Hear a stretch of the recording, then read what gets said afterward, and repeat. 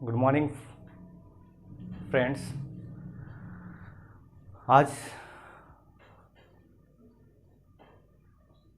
आज हम लेकर आए हैं कंडीशनल ऑपरेटर। कंडीशनल ऑपरेटर का मतलब होता है जिसमें कंडीशन हो, और ये मुख्यतः इसमें 3 कंडीशन होते हैं, और यदि फर्स्ट कंडीशन इसमें सही हो तो कंडीशन 2 डिस्प्ले करता है, और फिर अदरवाइज़ नहीं तो कंडीशन 3 डिस्प्ले करता है। तो कंडीशन नाम से ही पता चल रहा है कि इसमें कंडीशन होता है, मीन्स क्राइटेरिया होता है कि ये नहीं तो ये नहीं तो ये। हर आदमी के पास कंडीशन लगा होता है, जैसे हम लोग भी, आप लोग पढ़ रहे हैं तो आप लोग के साथ भी कंडीशन है कि आपको पढ़ करके 70-80% उठाना है। नहीं पढ़ेंगे तो नहीं आएगा, पढ़ेंगे तो आएगा, है ना। तो सिंपल सा चीज़ है। कंडीशनल ऑपरेटर में कंडीशन होता है और इसमें 2 साइन का यूज होता है, क्वेश्चन मार्क और कोलोन का साइन का इस्तेमाल किया जाता है। कौन कौन सा? क्वेश्चन मार्क और कोलोन का साइन का यूज़ किया जाता है, और ये इफ़ एल्स स्टेटमेंट के जैसा वर्क करता है। उसमें क्या होता है ना कि फर्स्ट कंडीशन यदि सही रहा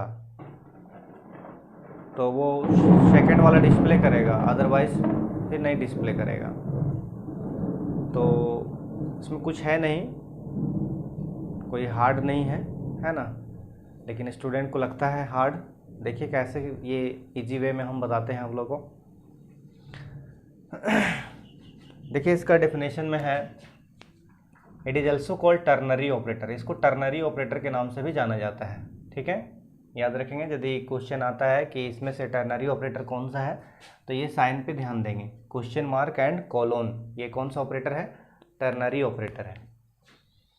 ऐसे ऑपरेटर 3 प्रकार के बताए थे, बाइनरी ऑपरेटर, फिर यूनरी ऑपरेटर और टर्नरी ऑपरेटर। तो ये टर्नरी ऑपरेटर की कैटेगरी में आता है। इसमें 2 साइन का इस्तेमाल किया जाता है, क्वेश्चन मार्क और कोलोन। तो इसको हम लोग क्या कहते हैं? टर्नरी ऑपरेटर, ठीक है। उसके बाद लिखता है, it is a type of else if statement. हम पहले बताए थे कि एल्स इफ स्टेटमेंट के जैसा ये काम करता है ना। इफ एल्स में होता क्या है कि उसमें कंडीशन होता है, और कंडीशन यदि ट्रू हुआ, फर्स्ट कंडीशन ट्रू हुआ तो पहला स्टेटमेंट डिस्प्ले करेगा, नहीं तो उसके बदले में जो स्टेटमेंट है वो डिस्प्ले करेगा। जैसे हम बताए थे कि आप पढ़ेंगे तो मार्क्स आएगा, और नहीं पढ़ेंगे तो नहीं आएगा। तो जो पढ़ेगा उसका नंबर तो आएगा ही, और जो नहीं पढ़ेगा तो नंबर कहाँ से आएगा? कम नंबर आएगा, फेल हो जाएगा, है ना। तो उसके बाद है the question mark and colons are the special character used. इसमें 2 साइन यूज होता है, क्वेश्चन मार्क और कोलोन, याद रखेंगे, है ना। क्वेश्चन मार्क और कोलोन किस में इस्तेमाल होता है? कंडीशनल ऑपरेटर में। अब इसका सिंटैक्स देखते हैं। इसका सिंटैक्स में 3 ऑपरेंड का यूज़ किया जाता है। एक्सप्रेशन 1 जो हम बोले पहला कंडीशन, एक्सप्रेशन 2 और एक्सप्रेशन 3, है ना। 3 एक इसमें कंडीशन होता है। तो यदि ये कंडीशन ट्रू हुआ तो ये डिस्प्ले करेगा, 2 डिस्प्ले करेगा, नहीं तो ये डिस्प्ले कर देगा, समझे। जैसे देखिए अभी यहाँ और क्या लिखा हुआ है, एक्सप्रेशन 1 चेक फर्स्ट, पहला चेक कौन होता है? ये। और इफ़ इट इज़ ट्रू, यदि ये ट्रू निकला तो क्या डिस्प्ले करेगा? देन एक्सप्रेशन 2 डिस्प्ले, ये डिस्प्ले करेगा।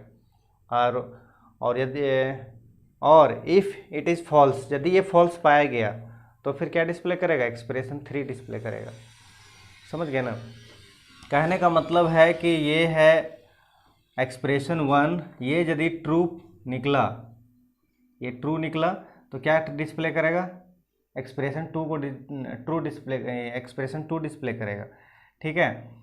और यदि ये फॉल्स निकला, कंडीशन फॉल्स निकला, है ना, एक्सप्रेशन 1 फॉल्स निकला तो क्या डिस्प्ले करेगा?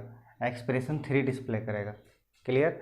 यदि ये ट्रू निकला तो एक्सप्रेशन 2 डिस्प्ले करेगा, यदि ये फॉल्स निकल गया तो एक्सप्रेशन 3 डिस्प्ले करेगा।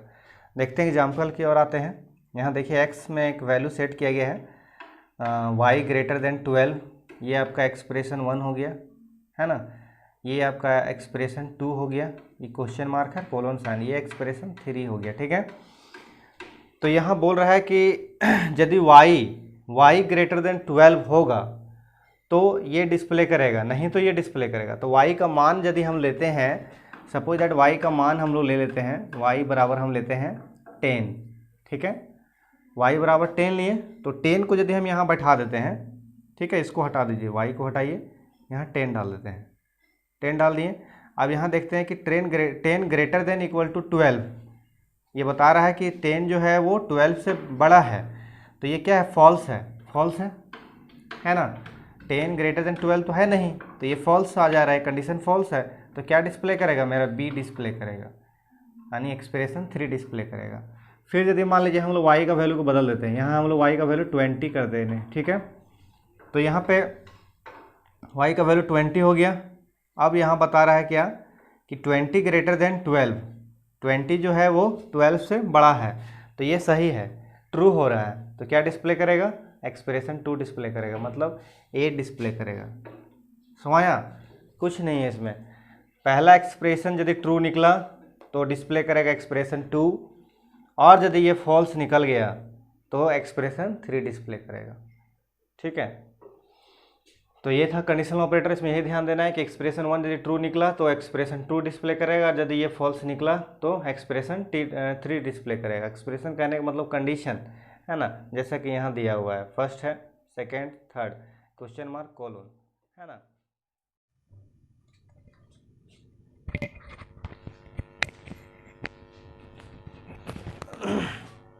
एक और एग्जांपल देखेंगे आप लोग, इसी का कंडीशनल ऑपरेटर का एक और एग्जांपल, उससे और क्लियर हो जाएगा।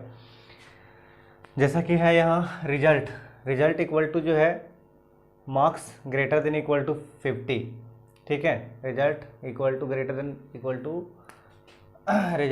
Marks greater than equal to 50, फिर क्वेश्चन मार्क दिया हुआ है, फिर प्रेजेंट, ये P फॉर पास और F फॉर फेल, 2 चीज लिखा हुआ है, ठीक है, पास और फेल। तो यदि ये लिखता है कि ये एक्सप्रेशन इसको बोला जाता है, ये एक प्रकार का एक्सप्रेशन है, आगे एक्सप्रेशन सॉल्व करना रहेगा आप लोगों को। तो रिजल्ट में क्या होगा ये निकालना है। तो मार्क्स जो है ग्रेटर देन 50 रहेगा तो ये प्रेजेंट दिखाएगा, नहीं सॉरी प्रेजेंट नहीं, पास दिखाएगा, अदरवाइज फेल। तो मार्क्स का जो है वैल्यू हम लोग सेट करते हैं। मान लीजिए मार्क्स किसी स्टूडेंट का 40 आ गया, ठीक है, मार्क्स कितना आया 40, तो क्या होगा 40 ग्रेटर देन 50, है ना। 40 जो है वो 50 से बड़ा है क्या, नहीं है। तो ये जो है, ये कंडीशन जो है वो एक्सप्रेशन 1 जो है वो क्या हो रहा है, फॉल्स हो जा रहा है, मीन्स गलत हो जा रहा है। 40 ग्रेटर देन 50 नहीं है तो फॉल्स हो जा रहा है, तो क्या डिस्प्ले करेगा, फेल डिस्प्ले करेगा। कहने का मतलब कि जो स्टूडेंट नंबर 40 लाएगा सपोज दैट, तो वो 50 से ऊपर तो है नहीं, इसका मतलब है वो फेल कर जाएगा। और यदि वो नंबर अच्छा लाया, जैसे सपोज दैट इसका नंबर आ गया 80, है ना, 80 आ गया, तो 80 ग्रेटर देन 50 मीन्स ये सही है, एक्सप्रेशन ट्रू है। तो ट्रू रहने पे क्या डिस्प्ले करेगा, पास, यानी कि रिजल्ट बराबर पास हो जाएगा। समझे, इस तरह से समझ सकते हैं कि एक्सप्रेशन 1 यदि ट्रू निकला तो एक्सप्रेशन 2 डिस्प्ले करेगा, तो पहले बता चुके हैं हम लोग को, है ना। तो इससे अब कहीं से दिक्कत नहीं होना चाहिए। अब आते हैं हम लोग next special operator. Special operator में आते हैं, कुछ स्पेशल ऑपरेटर है उसके बारे में जानते हैं। स्पेशल ऑपरेटर में आपका 3 है, जैसे साइज ऑफ ऑपरेटर है, कॉमा ऑपरेटर है, इनपुट आउटपुट ऑपरेटर है, ठीक है। तो साइज ऑफ ऑपरेटर जैसा कि ये नाम से लग रहा है, साइज ऑफ ऑपरेटर मतलब किसी चीज़ का साइज बताता है, उसका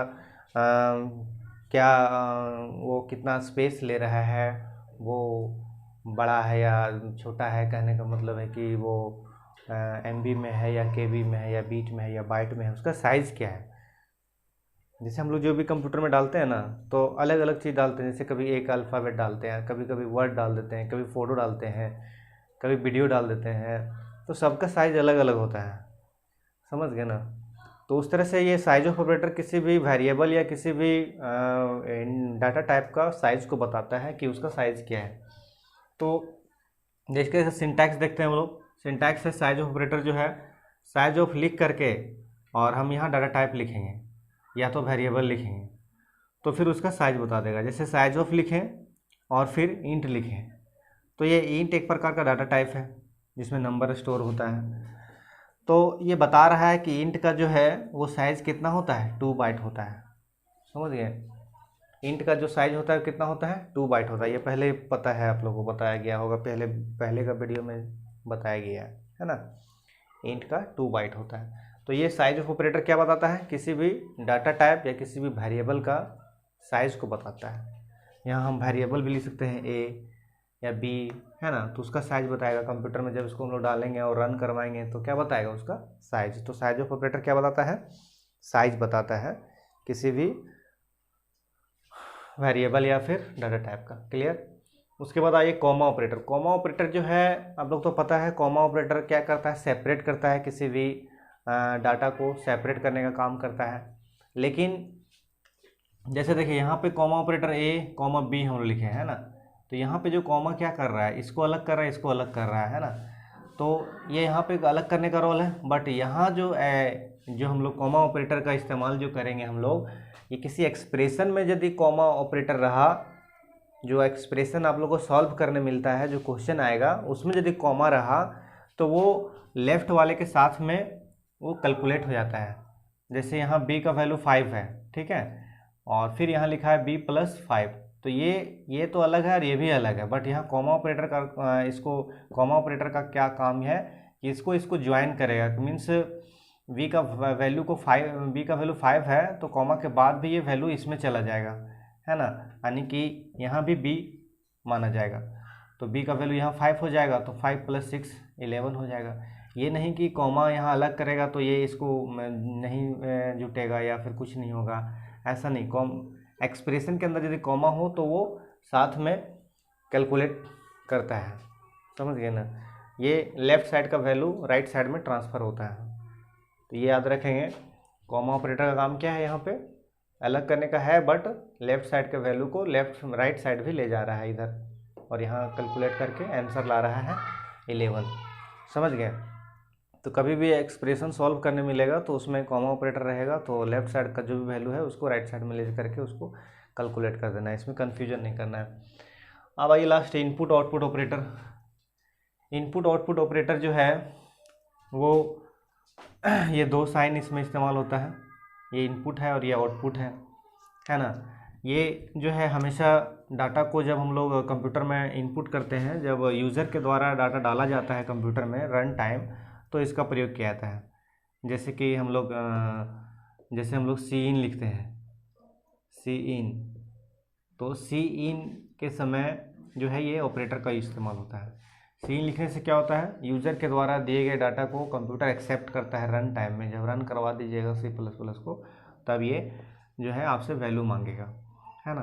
तो ये इनपुट के लिए होता है, ये साइन सी इन के साथ हमेशा यूज होता है। और ये जो है आउटपुट ऑपरेटर है, ये हमेशा सी आउट के साथ इस्तेमाल होता है। देखिए, है ना, यहाँ पे हम लोग वेरिएबल कोई भी लिख सकते हैं, जैसे ए लिखें, और सी ए को डिस्प्ले करवाना है तो हम लोग इस सी आउट लिखेंगे। तो यहाँ ए और यहाँ भी ए है, यहाँ भी ए है, तो ये जो ए है यहाँ पे इनपुट लेगा, आपसे नंबर मांगेगा कि ए का वैल्यू दीजिए। तो मान लीजिए आप डाल दिए 10, तो ए को आप डिस्प्ले करवा रहे हैं, आउटपुट करा रहे हैं, तो ए का वैल्यू 10 आएगा, ए का जो मान है वो डिस्प्ले करेगा। समझ गए। तो ये चीज़ है इनपुट आउटपुट ऑपरेटर, याद रखेंगे। इसको गेट पुट भी बोलते हैं।